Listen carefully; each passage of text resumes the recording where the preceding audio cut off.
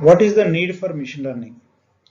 So the demand for machine learning is steadily rising because it is able to perform tasks that are too complex for a person to directly implement. Machine learning is required. Humans are constrained by our ability to manually access the vast amounts of data. As a result, we require computer systems, which is where machine learning comes into simplify our lives.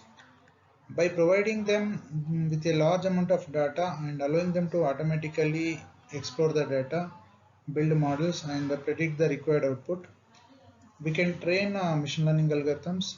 The cost function can be used to determine the amount of data and the machine learning algorithms performance. We can save both time and money by using machine learning.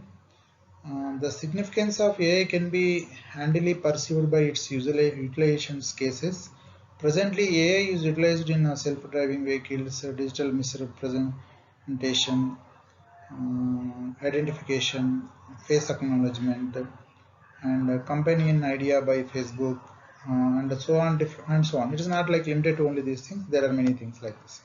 Different top organizations, like for example Netflix and Amazon, have constructed AI models that you are utilizing an immense measure of information to examine the client interest and suggest item likewise. So like this, we can count on many things, like many such use cases are in place.